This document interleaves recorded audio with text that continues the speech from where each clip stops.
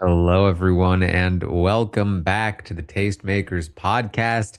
This is, of course, the podcast where we talk about everything going on in the world of TV and film. We watch the new things and we let you know what's good, what's bad, and what's in between. I'm your host, Taran Armstrong, a little bit under the weather today, but joining me as always, raising my spirits, is Grace Leeder. How you doing, That's Grace? so nice. I'm good, Taryn. I'm not sick at all. I'm not sick of you. Not sick of movies, TV. Yeah. Must be a nice place to be. Yeah. Well, we are here. I don't think there's anything like major breaking to talk about. But there's some stuff that we've been watching.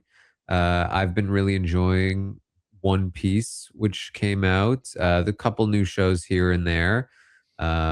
Maybe a movie or two. There's some trailers we could maybe talk about. We got some release dates of some things. Of Mhm. course, Project Hail Mary is breaking records at the box office at the moment, doing very, very well. Grace has seen it. I have not yet, but we will be talking about it in detail next week. But we got a fun little show for you today. Yeah, I think we'll give people extra time to go to the movie theater. I highly Yeah. recommend going to the movie theater to see Project Hail Mary. And then we're gonna be back next week. So you can leave comments, questions in the chat. Don't spoil the movie for people in the chat. Although the trailer really spoiled the movie already, so just be careful. But yeah, we'll talk about it in full spoiler detail next week. A special Project Hail Mary episode. Yeah. All right. Well, where should we start, Grace? I mean, one thing we did talk a lot about the. Did we talk? Have we talked? I don't think we've talked about the We have Oscar not talked about results, the Oscars. Yeah. which I thought maybe just a quick touch. I feel like again everything that could be said about the show has been said. It was not terribly surprising, although I thought it was fun. I thought it was good. The ratings were really down, which They were. whatever. I Final guess one. The next year will be on YouTube. So, no, not next. I think I have two more. I think it's 20. oh, Am I right about that? no, you could be right.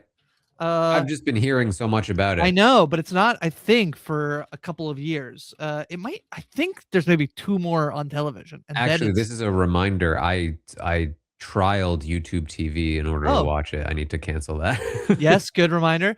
Yeah, so there's still two more, including the 2028 ceremony is the 100th Oscars. So they get that, Oh, and then it will switch over to YouTube, which I was listening to some folks talk about the Oscars and whether or not the ratings being down means anything for this year, next year. And I honestly think their opinion was no, because like who cares if the rate, like, I mean, I guess they want ratings to sell ads, but to some degree, do they care so much about switching up the format? Whereas I think the big year you could see a very different Oscars will be the year it goes to YouTube in 2029. But that's like 3 years away, you know? yeah, yeah. Uh, But yeah, I think you're right. I mean, maybe part of the problem in terms of ratings too is that like it really doesn't feel like there's that much to talk about. The Timmy stuff was the biggest headline. Like, whoa, is Timmy gonna win? Oh, Timmy didn't win, the and that was the kind of it. well, I think the biggest problem that the Oscars has is that the way that we are so like global in terms of like social media and online stuff, it does feel like so quickly. It's like this will be the winner. It does feel like Sinners had a chance this year at winning, and yet One Battle still won. And I don't know how you fix that problem, other than maybe being sooner in the year, like shortening the award season window. But the I think they problem wait is, too long. I know. I think the problem is that like everything gets so decided, and then the skits aren't very good, and I'm not really there to watch the skits.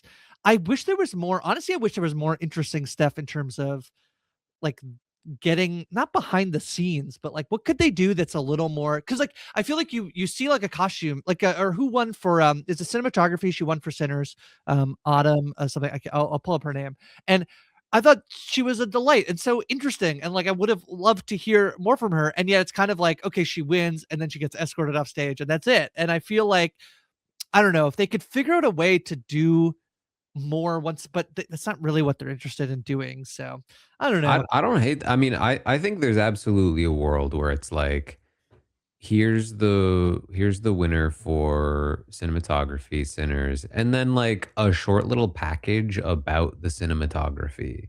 Be so good. I concept get would be pretty cool.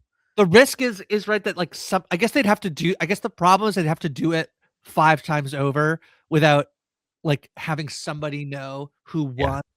So the risk is in like that leaking or something, but like I don't Is know. that bad of a thing though? You can release all of the other ones on YouTube or somewhere. Like if you want to learn more about Train Dream cinematography, here's True, the that little would be package for if cool. they had won. Oh, damn, that's a good idea. Wow, we should run the Oscars.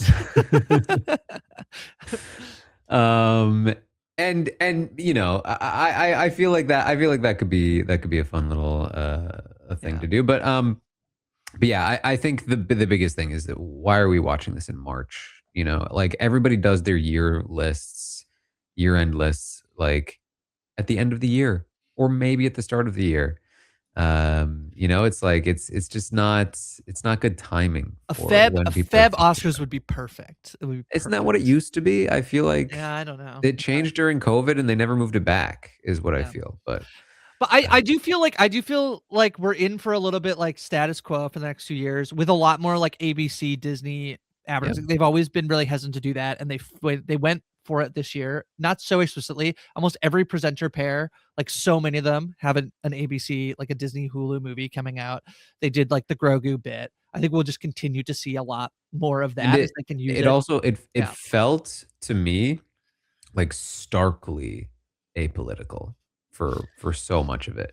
Like there were a couple of people that but like I usually think about the Oscars as like we're usually getting a few good punches in there politically and there was like one person that said something political in like the Yeah. entire thing.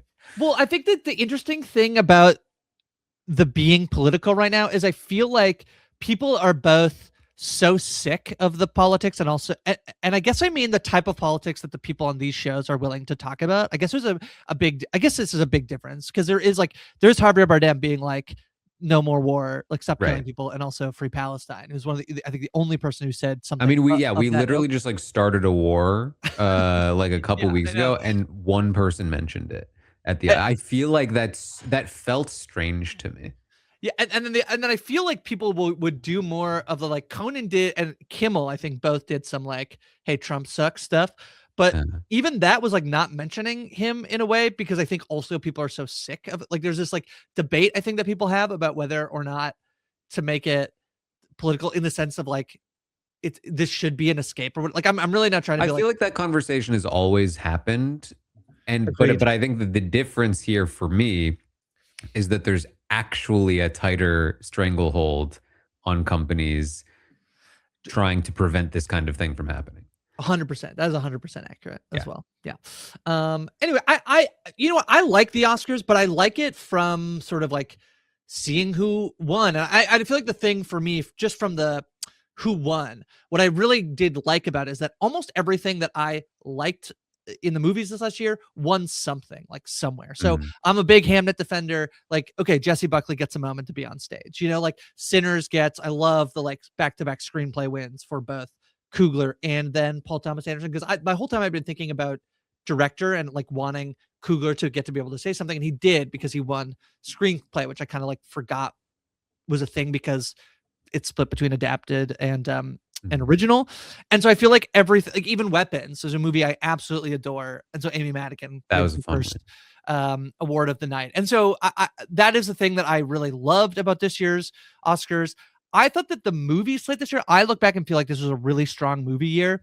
It Mhm. also is it's a little bit of a weird movie where like the for sure front runner for so long is a movie that like actually did lose a bunch of money that like not that many people actually went to go see relatively, which is one battle after another. So kind of a weird year for the movies. But I enjoyed the show and I almost feel bad being like I like that it was a little like mindless. I thought some of the presenter skits were a little, you know, what do we need? We don't need to do these so long. Mhm. But I also am not in charge of making the television production. You know, like so. What do I know? Yeah. I did end up feeling, I think, relieved that Sinners didn't win Best Picture because I Because was we like ruined for you the looking at the chatter and people were already like getting mad at Sinners for having the success that, and I was just like, it's gonna be so annoying to have that be one of my favorite movies, and people are gonna be like, "Oh, but did it deserve it? Did it deserve it over one battle?" Uh-huh. Um, and so now it just gets to be mine, you know? Uh, You're the only one who likes Sinners. I'm the only one. Yeah. That's how I These like it. fools out here won't love your movie. Well, I think it was so I think the Oscars took place. Who knows? It doesn't matter. Either way, I went and saw One Piece in theaters. Oh, so fun. The premiere of One Piece. So Netflix has done this. They did this um, with Stranger Things. They did the Yes. finale in Yes. theaters. And so they decided to air the first two episodes of One Piece season two, the live action adaptation that they've been putting out on Netflix. And it was a fun time. The theater was packed, completely packed, full. People love One Piece. People had their straw hats on. It was a fun time. And I loved the episodes. I think that season two of One Piece. Now, my relationship with the show has changed considerably since I watched season one because that was Are you my liking it first time. less? Are you like, "Oh, it's not true to the source material?" No, I'm liking it more. Okay, great. That's so great. For sure. I love that. That's the general consensus I've seen is that season 2 is even better than season 1, Oh, and wow, season great. 1 was already very fun. And I definitely feel that way, but my relationship with the source material has changed. So I was kind of bound to feel that way, and it might not be entirely true to how other people might see it, but I loved One Piece season 1 as somebody who could not get into the anime and was just curious about trying to get into this world, get one foot in the door. And now having read most of the manga, not completely caught up, but most of it, uh, it's genuinely, I think it's leagues better than the anime at this point of the story, Mhm. and more accessible and more fun. And I'm gonna really go out on. I think it's better than the manga at this point. Wow. I think that One Piece is an interesting story in that it's been published. It's been in publication for almost like 30 years, and it Mhm. has, in my opinion, only ever gotten better over time with Hmm. some small exceptions here and there, swap a couple things, but like it just consistently gets better, better, better, better, better, which means that right now the material being adapted is like the worst of it, like some of Oh, the worst of One Piece, right? interesting. And so but it's still very good, but some of the worst of it Mhm. in my opinion. Mhm. And I think the show's doing a phenomenal job of making it very, very fun and seeding in a couple of the later story elements that didn't exist at the time when the original was being made. And it's just this has been talked to death, but it just nails what it feels like to read the manga or to watch Mm. the anime in live action. And that's something that I don't think any other live action adaptation has managed to do ever. And so I'm extremely pleased. I have 2 episodes left. I'm 6 episodes in now. Mhm. And those last 2 episodes are two of the highest rated ones. I know what's coming now, and I know why. Um, and I'm excited for it. What I will say is the guy, I don't remember his name at the moment, the showrunner who was in charge of season 1 and 2, he did Is he leaving? he did leave the show after finishing Mm. season 2. So Matt Owens I'm or so, Steven Maeda? Which one? I think Steven, but Okay. that's a guess. It's not that I know the difference between the two of them. So, Yeah. yeah, okay, yeah. Um, Mhm. but he was, I believe, like a big hardcore fan of the series Yeah. and directed a lot of the episodes. And so there's definitely some concern that without his presence, season 3 may have a tougher time. But the creator of the manga itself is also heavily involved in terms of like direction and casting, which has been phenomenal. Just everything looks exactly what you'd expect it to be. It's just great. It's good stuff, and I can genuinely, I think, recommend it for people who have never even gotten into anime. I think that like even if you don't end up enjoying the show, I think that what this show might do for you is like help you understand why people like anime in a way that you might not have ever been able to understand by trying to watch anime itself. Yeah, I think that was the thing for me. So I haven't watched any of season 2, and I'm a little embarrassed because I actually really loved season 1 of the show. I did a full spoiler recap back in the post recaps days, actually with Isaiah and also Sarah Beth from Big Brother. Taryn is who came Oh, to oh yeah. talk about One Piece. Was a big fan of the manga and loved the show. I'm exactly the type of person you're talking about, where I had not read it. I genuinely tend to be a little bit like eh, I'm interested in anime. I always think should like try to watch something. I get a little bit in my decision paralysis thing, mostly because I think like so much of it is there's so much, even within like one that I would pick that would be good, and I get a little like, oh, I'm gonna get stuck in this and watch it forever, which is not true. So I'm always a little hesitant. I kind of actually really liked the Avatar live action as well. And I think that I can't remember if that came out before or after. I'd have to figure out the timeline on that. But I feel like that and this, I was like, oh, okay, like this might be the way I sort of engage with some of this material. I loved season 1 of One Piece. I sort of adored it. I thought it was so fun. There's a phrase I've been saying recently, which is where I say it's more fun than good, where it's like I can acknowledge that the thing I'm watching is not of high quality, but it was fun for me to have watched it. And I kind of feel like One Piece sort of like defies that, in the sense that like I think it's equally as fun as it is good. Is sort of how I felt about season 1. My question for I feel like more the audience, Taryn, because you were reading the manga before season 2, is for me whether or not I don't rewatch things, but whether I can just sort of jump back into it, because I honestly can tell you I don't remember much other than that he's really stretchy. And You can absolutely jump straight into just jump season 2. straight in. Okay. All right. Like There's all you probably a need to recap know, thing too, somewhere on there's YouTube probably a or on recap Netflix. thing. It will give you little pieces if you need to know anything. But all you really need to know is Luffy's gonna be king of the pirates. You know what I Okay, mean? great. Like like Perfect. that's Perfect. pretty much. There's like one fight that Zoro has that's haunting him a little bit, but they're gonna make sure remind you of what that was. It's the thing where Um, it feels intimidating now because you're like, you said a name of a character. I'm like, don't remember that that's what his name was. But as soon as I start here, watching it, it'll be like well, I'll here's get the thing. attuned to it. And here's what was actually very funny to me as I was reading, because it's so funny to read through 30 years of Yeah. story in Yeah. like a month. Um, like so many people that came to the show or the manga were not there at the start, and a lot of them are kids, and they Right. just started whenever.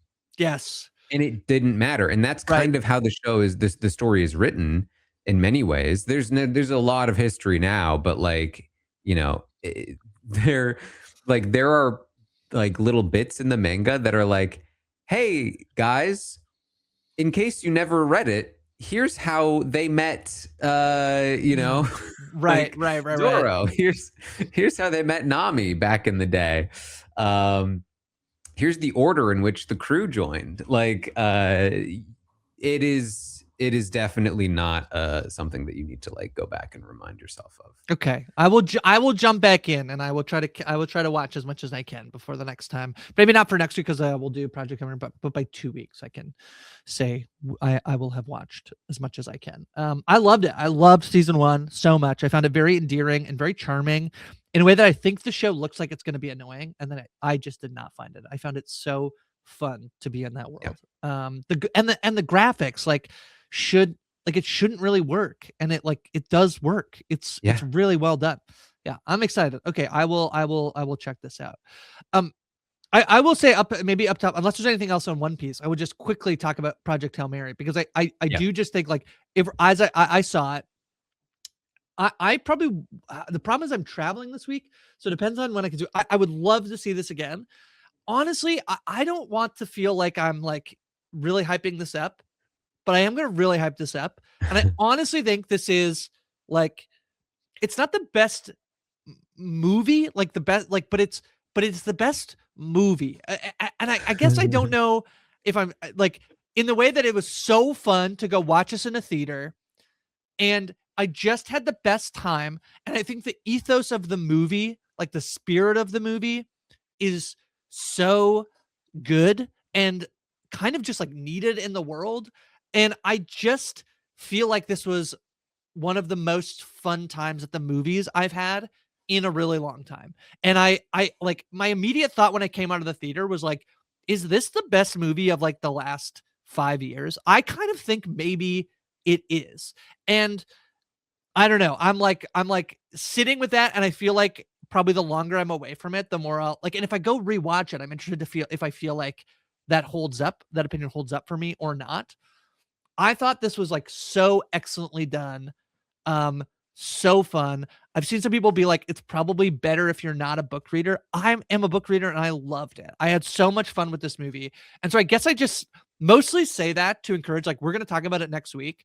I would just like encourage people to figure out a way to go watch this because it's a movie that I feel like I can recommend to anybody and anybody will like it. Mhm. That is how I feel about this movie, which is not the case for like, do I think Oppenheimer is like an incredibly well made movie? Yes. Am I going to recommend it to my mom? No. Like I'm not like telling my mom to go watch the movie about the atomic bomb. I did tell her to go watch Project Hail Mary. So, Yeah, I mean, well, yeah. it's an 8.5 right now on IMDb, which apparently makes it the number 88 movie of all time, which, happens. Yeah. Um, but like, when is the last time like when as soon as because I hadn't looked at the rating yet, but I knew it was highly rated. Like, when's the last time for me, like, I saw a movie that was this highly rated that was like a mass appeal live action, like, fun, Y feel good, audience approved rated, like, movie. Can I tell I feel like the last time we had this energy, and, like, people should correct me if I'm wrong, and there's something else that sort of springs to mind for people, but this feels like a mix between Barbie and Oppenheimer in one movie where, like, it has the Barbie sort of like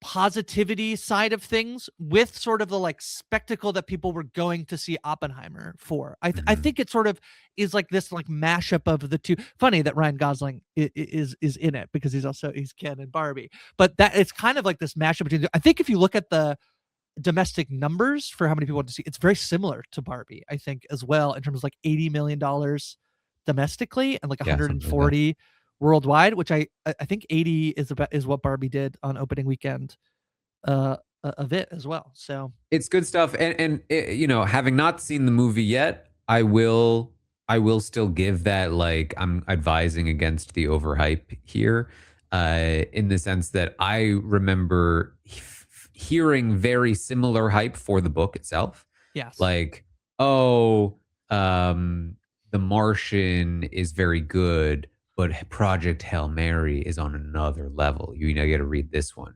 Right.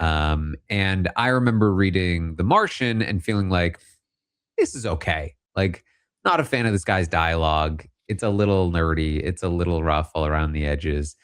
But Project Hail Mary is supposed to be a lot more mature and like, um, just like better written. And I read Project Hail Mary, and it was the same writer. Like, it was the same Yes. guy with the same corny dialogue and all of that. But the story felt better. It just had Mm, a better feeling. And yeah. so I ended up liking it more than The Martian, and I really, really enjoyed it.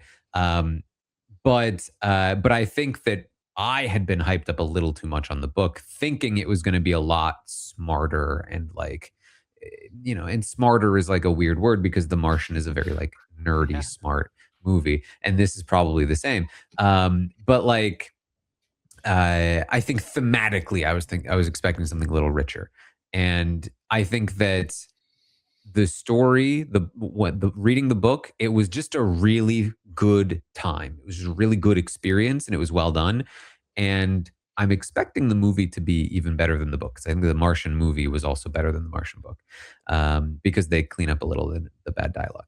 And so I'm excited. I'm excited about it. I think that if you go in expecting like this is just going to be a good, grand spectacle, fun time, I think you're not going to be disappointed, is my assumption.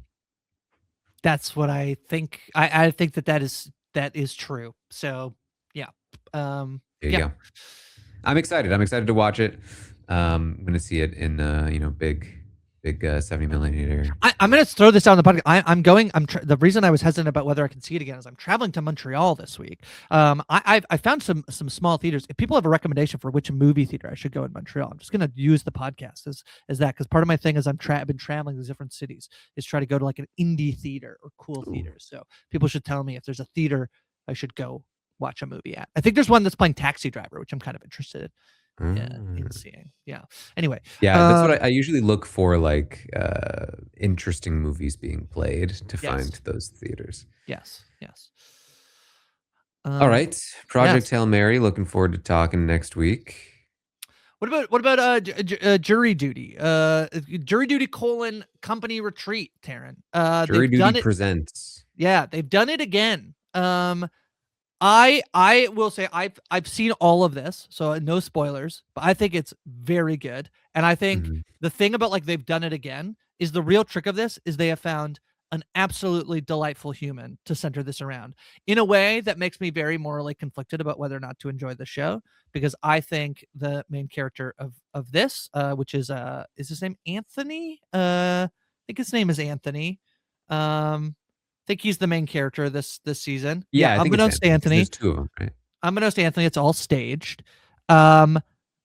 He's so charming and nice and likable, and he's perfect because there is an ethos to the show as well that I think season 1 had, which is a little bit of like find somebody who cares about people, because that's the only way. Like if you found somebody who didn't care about anybody and was like kind of, it wouldn't work. The idea here is that on the company retreat, he gets so immediately attached to all of his coworkers in a way that is so nice and fun. And I think it's very well written. There's some like dialogue that genuinely made me laugh out loud, and some of the like the shtick that they do in this, I very much enjoyed Company Retreat. Yeah, I've watched 2 episodes. I will say it did not grab me immediately in the same way that the first season did, where like there were some really heavy hitting jokes in like the very first episode of that season that I was like, oh my god, this is hilarious. I also I forgot that this is a version of this kind of show where they don't show the production side.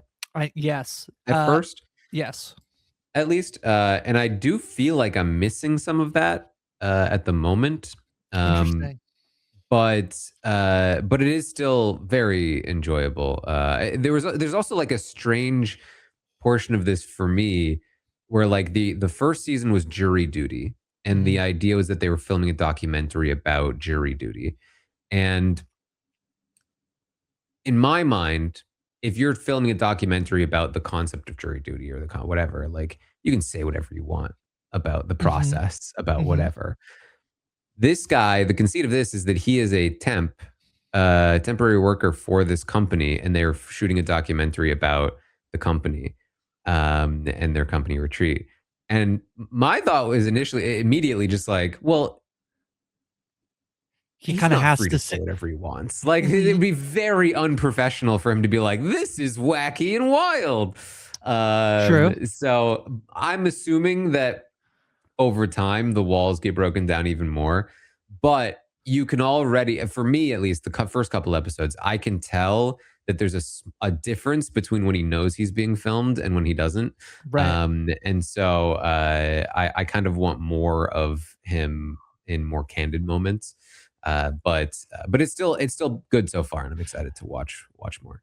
Well, one of the premises, so it's Rockin' Grandma's Hot Sauce Company is like the company that they're on their retreat, and one of the bits in the storyline is that the CEO is going to retire and like the son is going to take over. And I feel like there was some debate online this week about whether or not Anthony seems to be endeared or at least protective of the son in a way. I think there was a lot of debate about whether or not the son was going to be more of an antagonist in the show rather than a protagonist, which I do think is interesting. And I feel got that vibe. Yeah. There's some stuff that you're talking about in terms of how different it is from jury duty in the way that, is there a way in which like, is he naturally going to be more inclined to kind of protect the guy because that's the guy who would like extend his job, like could give him the green light, extend his boss. So whether or not, so then I'm now rethinking about, because that's not the read I got.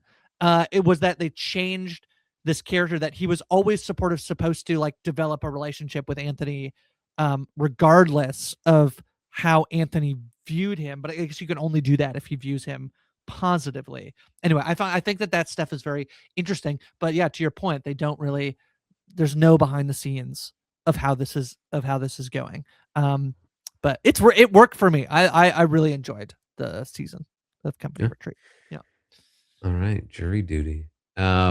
I also noticed as I opened this up, the IMDb popular searches. I'm like, oh, should Oh, have you seen the Madison? I have I, not seen the Madison. no, I gotta say, I'm really like I've done Yellowstone. I Yeah, don't even know if I finished Yellowstone, to be honest, and I haven't really ventured into anything else.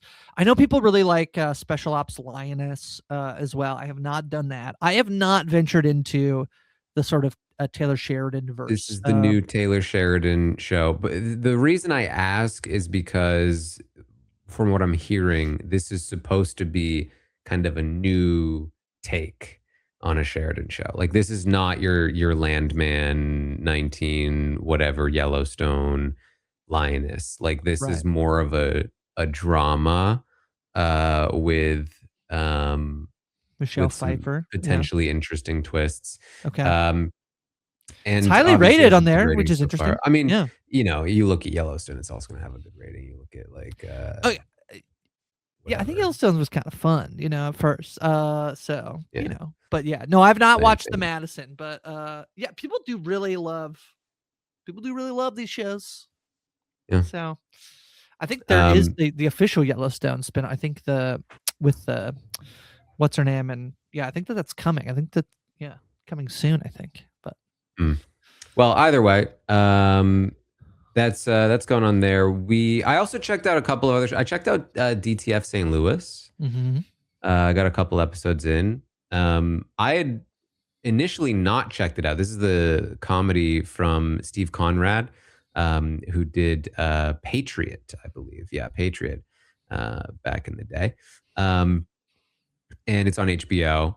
And I had seen that it wasn't super highly rated initially. It didn't seem to have a great reception. So I was like a little hesitant to jump on board, despite Mhm. its cast: Jason Bateman, David Harbour, Linda Cardellini. Um, but then I kept hearing good things about it, so I gave it a shot. I'm a couple episodes in, and I do really like this. It is Yeah. I think this is great. Yeah, it's fun. Uh, Yeah. and it's like it's tonally very strange, and it Mhm. has that Steve Conrad strangeness to it. If you watch Patriot, you kind of understand what that means. So I get why the rating is a little lower, but this is one I would definitely check out if you like. Man, I don't even know how to describe it. It's like strange adult comedy with like that's intentionally a little stilted. Mhm. Uh, and I don't honestly don't even want to say anymore. Yeah. Yeah. Yeah, I'm like a little behind on it, but I do like I think it's good. Yeah. Um Rooster is also still in, right? Have we talked about I did Rooster on the I checked out the first episode of Rooster. I was Um, a little underwhelmed by the Me too. beginning of Rooster. And Yeah. I think it's kind of like this is a Bill Lawrence show, and I feel like they did a lot of setup in the world and not enough for me in terms of why I'm then going to root for Steve Carell's character, I think. And that is I think a big difference between a show like Shrinking and Ted Lasso. Like, are those the two shows? Yeah, from the creator of Ted Lasso and Shrinking, Mhm. where I felt so connected to the main character and some of the main characters, and I felt like I didn't get enough to be like, okay, I'm gonna be with Steve Carell on this ride so far, and then I didn't think it was as funny as like I think Ted Lasso was very funny. I didn't think this Mhm. was as funny, and I'm a little worried about like what it's gonna try to say a little bit too, in terms of like I think I'm a little like not in sync with that from just the very brief stuff I saw. I was just a little not that it's bad. I just was underwhelmed. Yeah. Um, I feel like the poster's good. I was drawn to it. Mhm. Like, oh, here's Steve Carell. We got Bill Lawrence. It's an HBO show. It's called Rooster. I don't know what that means. It's got a college-y background. Uh, I was intrigued. I was a little disappointed at the response, but I gave it a shot anyway. And yeah, I just wasn't super in love with the first episode. I'm willing to watch a little more because it's not a hard watch. But yeah, definitely was hoping for more from it. I think I saw an article today that was like with Rooster and Vladimir or whatever. Yes. Uh, do these writers writing about college have they ever actually been to college? Uh-huh. That's probably And I was fair. like, Mhm. yeah, that's kind of fair actually, because I really Mhm. I mean, I don't think that that Rooster at least is trying to emulate a real college, but when your whole plot is the guy's going to be teaching there or whatever, like, Well, kind of. They're like the first scene with him is like the college students calling him out for his novels, and then you get like the dean character. Like it is sort of, I think, supposed to in some ways be a yeah. commentary.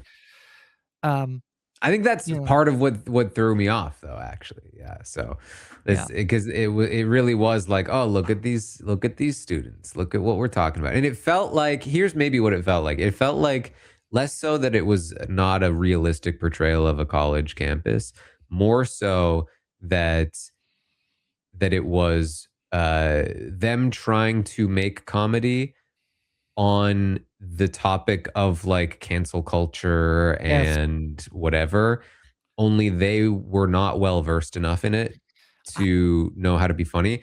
And I think a good example of this is a very controversial one right now, but English Teacher, I think yes. is a show that was very Yes. good because it was so well versed in the Yes. now far too well versed in the topic of cancel culture, but like it understood that topic enough to really dive in and be funny about it. Whereas this is more so like, oh, we can make comments about that because it's a college campus and college kids would be about that. But like the writers themselves don't actually have the intimate relationship with it that I think they Which might need. I think that's so true. And what I think is interesting, if I take Ted Lasso and Shrinking, I wonder how much of this is that like that's probably not how what it's like to like run a football team in England. But Right. like I don't have I'm not like in tune with that, so I don't like I'm not that's not my job. So I can like forsake a little bit of my like, oh, it's not quite right.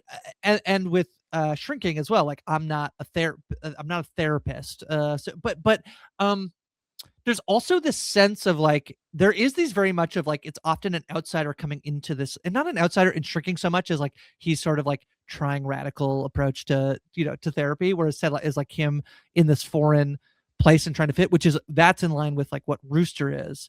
But there's something that's like I'm not fully connecting to it in the same way I did Mhm. with Ted Lasso so far. Um, can I admit this is a not a scripted show, but Last One Laughing, season 2 is airing. This is the UK. There's been a Canadian version. I don't think there's been an American version yet, but I assume one will come. There's Uh, many international versions. I think it started in Japan. I love this show so much, and the premise is put a bunch of comedians in a room. If they laugh, they get a yellow card. If they laugh twice, they get a red card. And the comedians often have to do on the UK version a Joker where they have to like do a comedy bit, or they have to do a challenge where they have to read stuff. There's a segment in the first episode of the season where they start to do an icebreaker, and everybody is fully just doing these like very funny jokes. I love it. Season 2 is the cast on the screen is not the season 2 cast. If you've Mhm. watched Taskmaster, if you're a British panel show fan, you will recognize a lot of these names. Mel Giedroyc from the early seasons of Great British Bake Off is on the season as well. The show is so fun and easy to watch and very funny, and so I really like it. And so there's 3 episodes out so far, and then I think they'll be doing either batches or a weekly drop from there on out. But it's very, very funny. It's very good. Yeah, highly recommend. Haven't checked out season 2 yet, but I'm excited to watch it. You mentioned when we talked about One Piece, shows that are like fun, but they don't have to be good, which Yeah, is more fun not than One good Piece has been my necessarily. phrase. Uh-huh. Uh, and the first show that came to mind for me was Paradise. Uh-huh. When you said that, because we are running through season 2. Did they air episode 7 yet. That's tonight. I think it maybe. I think it's been airing on Hulu, like or Disney Hulu or whatever. Like the day, like so. I think it might be available to watch now, and then There you it go. like airs on ABC or whatever tonight. Mhm. Season 2, which I actually think has been better than season 1. And it's almost entirely because, and this is going to be very, maybe not. Yeah, if you haven't seen, if you don't know anything about Paradise, then this is a little bit spoilery. But there's basically one primary setting for Paradise in season 2, and then in season 1, and then in season 2, they sort of open up the world a bit. There's more places for people to be. And every time they're in the season 1 setting, I think the show tanks. I think Oh, it's so interesting. not fun. And anytime they're outside of there, it's way more interesting because they can be way more character focused and like do their thing, which is like long monologues, emotional music, their whole like this is us, but Uh it's huh. the apocalypse, Uh huh. and it's like this is us and Last of Us, right? Like, Right. Mhm. which that's fun for me. When they're trying to do their like political thriller stuff, it's like this is not working for me. But I have very much enjoyed Paradise season 2. I'm having a good time. So I'm only watched the first 3. That was the first. That was the week 1 batch. So Yeah. I'm like a month behind. But can I ask you? So much of season 1 was there was a murder mystery element to it, Yeah. and they had to pay that off, which they do. You by the end of season 1, you know what happened, and I feel like does season 2 have like a similar ish hook, or we're just kind of in the like, because the other thing that the This Is Us thing that was so good, and I think that season 1 has this element too, where like every once in a while you're like, oh my god, I can't believe that episode that was amazing. There's like Yeah. notoriously like a few of those over the run of This Is Us.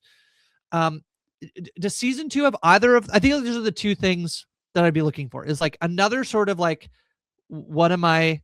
I Mhm. guess there is, right, because there's a piece of info at the end of without spoiling it. There is the thing, and it's not like a murder mystery, but there is a mystery to try to be solved. There's kind of Yeah, a yeah, new yeah. mystery. It's also like, again, I don't I guess I I don't want know, to say I too much. know, I know. It's definitely like it's veering into some interesting territory is what Okay. I say. Here's what I think that season 1 had 2 really high points. Yes. The pilot, which was very Yes. cool, Yeah. that I'm trying not to spoil because it's the pilot and that was one of the fun moments. Yeah. And then like episode 7, or like the It's the penultimate penultimate. Yeah. Mhm. episode, Mhm. really phenomenal stuff. The rest of it was kind of like meh. Well, what's interesting is that so I think that was episode 7. Is this one today's episode is episode 7. Yes. So I'd be that would be interesting to see if uh You can see it here. Episode 7, 9.5. yeah, okay, okay, interesting. I will definitely catch up. I feel like I was yeah, I've just been sort of I was a little underwhelmed by the end of it, which is just because I had the opposite. Not the well, it was mostly that we there's basically a full episode where I think it's the first episode of the season Yeah. where we're not with Sterling K. Brown at all, and I was like, I think I'm kind of here for the Sterling K. Brown show, and you didn't show him, but they did 3 episodes, so I was a little just like, I don't know. I have to get back into it and watch it now that there's 4. I could jump So into it. my thing about season 2 is that the floor is much higher. Right, Like there were episodes of season 1 where I was completely checked out because it right, was like this what you're trying to do here is not working for me. Season 2 doesn't have that. Every episode has been fun enough. okay, It hasn't for me quite had the high highs of season 1. It doesn't have an episode 7 yet. Right? but Both literally and figuratively. maybe it's but, now. It just came but out. maybe we'll Yeah, get there. yeah. So who knows? I guess is the question. But I do think overall season 2 has been better.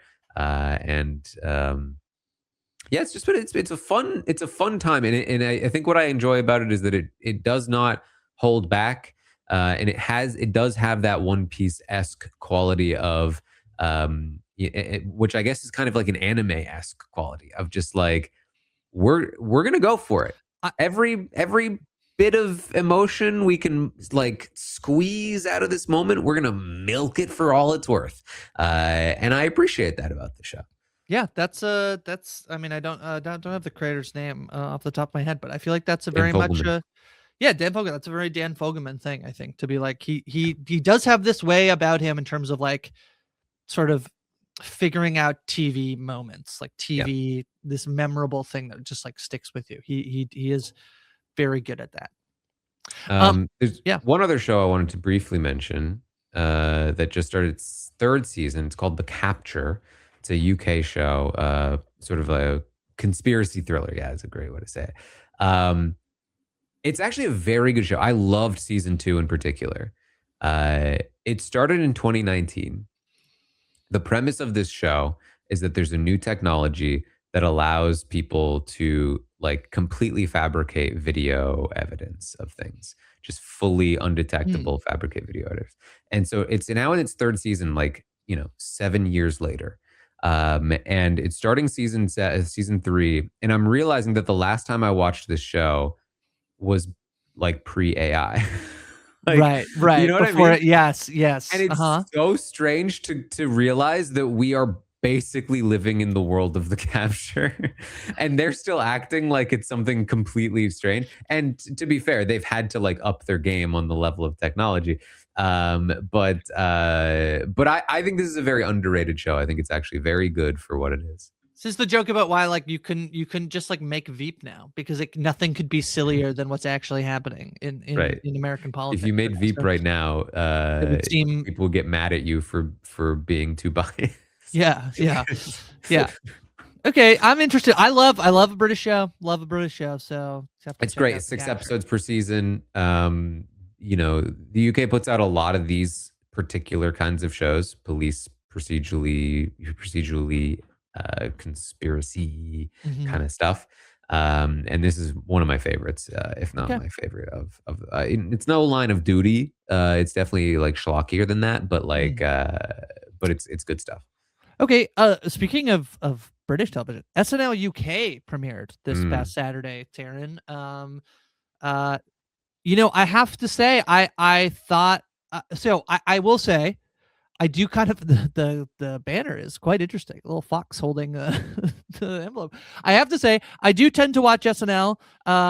I watch SNL UK the same way I watch American SNL, which is via the Instagram or TikTok clips of the episode. So I'm not fully watching every sketch, but I watched every sketch in pieces.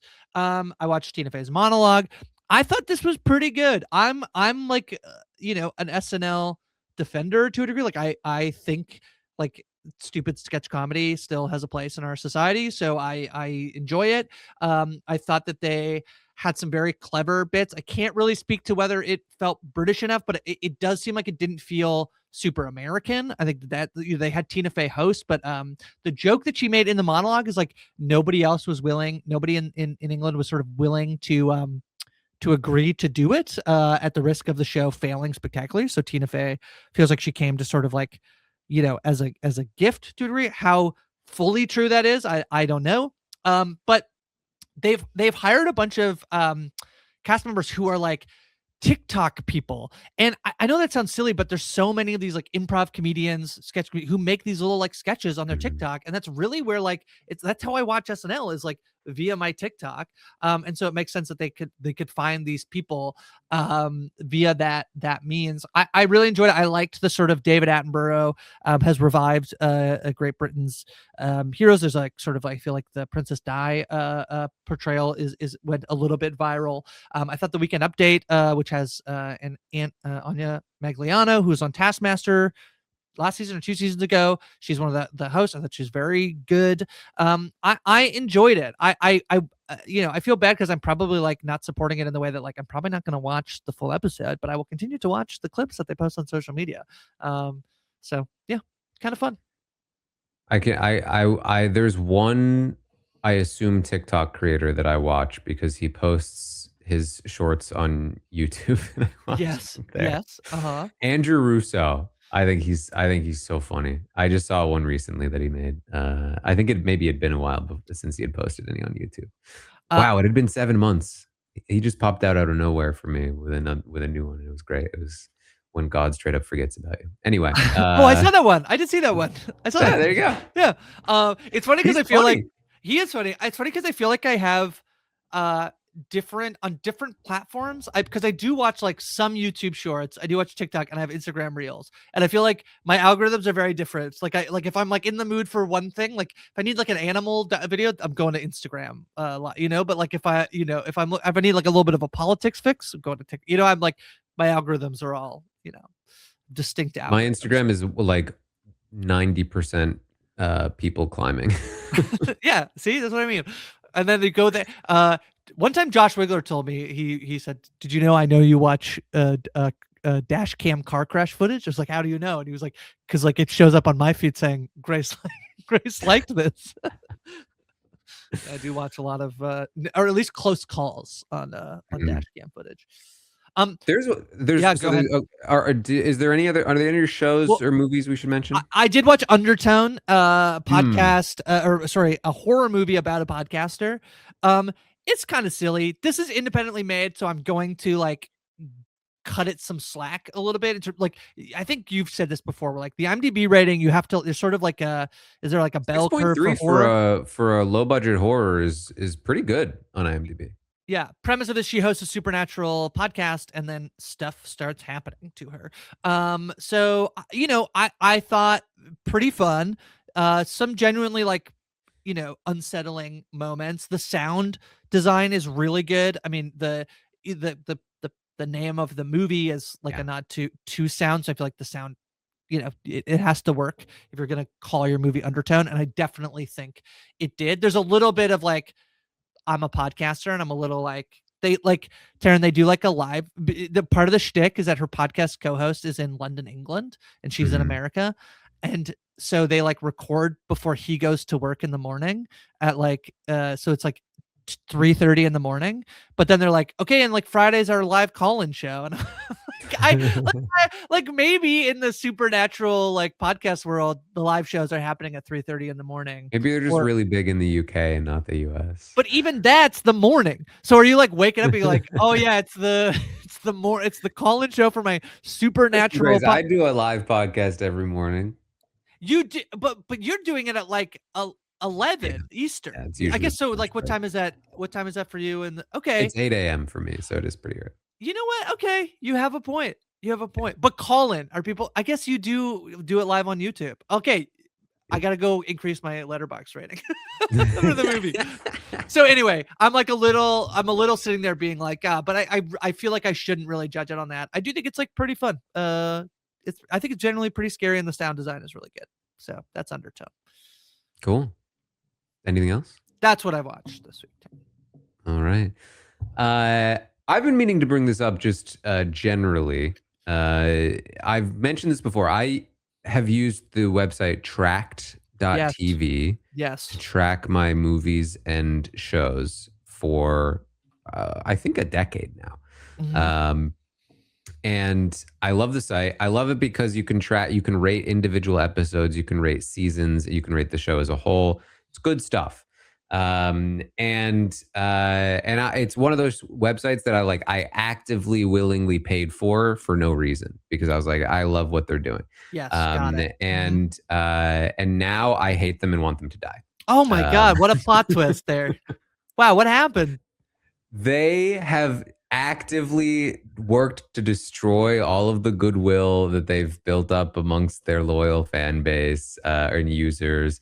They've changed the UI to be just dreadful. Their new UI. I literally I I have a script to bypass it on my other computer, and I don't have it on this one. So I'm like desperately trying to scroll horizontally through my watch history of the past 2 weeks. Mm. It's missing a couple of things for no reason. And they're like taking out all kinds of features, including they recently introduced a limit for the amount of things that you can mark watched and rate. Can you pay Uh, to get more? Is that how it works? you can pay to get more, Yeah, I and knew even it. if you do, there's still a limit. And they said, well, it would take decades to go past this limit.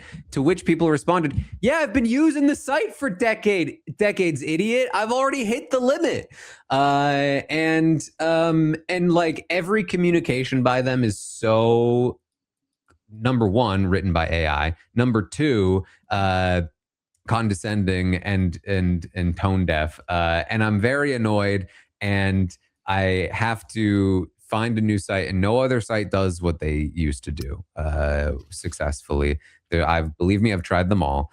And so it's been frustrating, especially in relation to this podcast, because I used that site for so many things that I do for this podcast. And now I like actually can't do it. I have stopped paying them, not giving them any more of my money. So you used to backtrack, and now you backtracked on backing track? Yeah, exactly. Anyway, I had to get that out there. That's enshittification. That's exactly right. But I guess like the part by the way, they also doubled the price of their VIP membership while doing this. Yeah, that's just enshittification, right? That's just fully like they tried to lock you in, and then they for whatever they're trying to like upcharge you, and that's brutal. When we started this podcast, I tried to download all of my data from other platforms and then moved to Tracked, and I couldn't really, it was not working for me. It wouldn't log me in properly. So I didn't go for it. The biggest problem I have is that I think Letterboxd is so good, and that has all my movies. And I honestly, I know there are many people who disagree with this entirely. I wish they would just add TV. I'm sure it's not as easy as I'm making that sound. I know they've like thought about it. But I use TV Time, which I think is like not perfect, but it works for what I need, but it's not as good as Letterboxd for in terms of it's just like you can't do as much with it, but just to be able to know like where I stopped watching something, I find that helpful.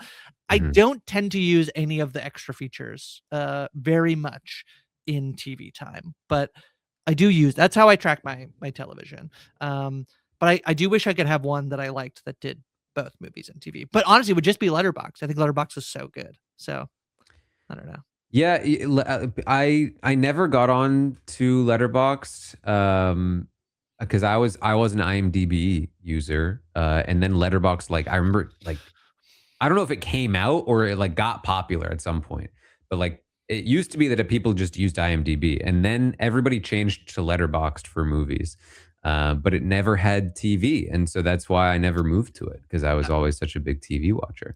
Yeah, there's something that I do like about there's two things. One, if they could like integrate TV into Letterboxd seamlessly, I wouldn't mind that. But or the other thing is I just want Letterboxd for TV. Like it can be totally separate.